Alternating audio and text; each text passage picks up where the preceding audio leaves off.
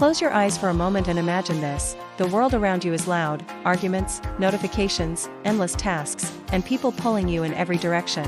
It feels like you're standing in the middle of a storm with no way out. Even when you sit down, your mind doesn't stop. It keeps running, replaying every worry, every what if, every little problem. You feel trapped, not by the world, but by your own thoughts. But what if I told you that peace isn't somewhere far away? It's not in a quiet mountain retreat or an expensive vacation. It's already within you, hidden under all the noise, waiting to be found. Today, we're re-diving into the psychology of how to mentally detach from chaos and step into that place of inner peace. Even if the world around you refuses to slow down. Chaos, whether it's in your environment or your mind, often feels like an unavoidable part of life. We live in a world full of noise, emails, responsibilities, personal struggles, and unpredictable events. But here's something most people don't realize. Chaos is external, but the stress it causes is internal. The real problem isn't the chaos itself, it's our mental attachment to it. Our brains are naturally wired to focus on potential threats and unresolved problems because it once kept us alive. But in today's world, this same mechanism keeps us stuck in a cycle of worry and overthinking. The first step to mentally detaching from chaos is understanding that your thoughts are not the chaos itself, they are your reaction to it. Imagine chaos as a storm outside your window.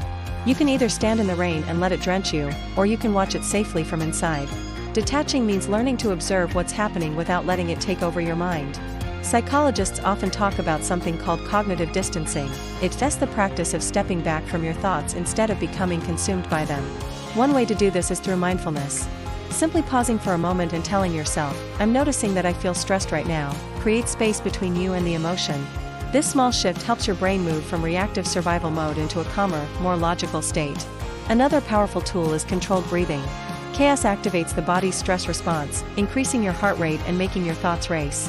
Slow, deep breathing signals to your brain that you're safe, which lowers stress hormones and calms your mind. Even taking just 2 minutes to breathe deeply can feel like stepping out of the storm, even when the world is still spinning. Equally important is creating mental boundaries. That means giving yourself permission to not carry every problem in your head. You can do this by journaling your worries, setting aside thinking time for stressful situations, or even using simple phrases like, "This doesn't belong to me right now." When you set boundaries in your own mind, you stop overloading your brain with chaos you can't control. And then there's perspective. Chaos often feels bigger because we see it up close, but when you mentally step back and ask, "Will this matter in a year?" Even in a month, you shrink its power. Perspective turns mountains back into molehills and gives you space to breathe. Ultimately, peace is not about having a perfect life. It's about choosing how much power external chaos has over your inner world. You can't stop storms from coming, but you can learn to stand still while they pass, knowing that you don't have to be swept away with them.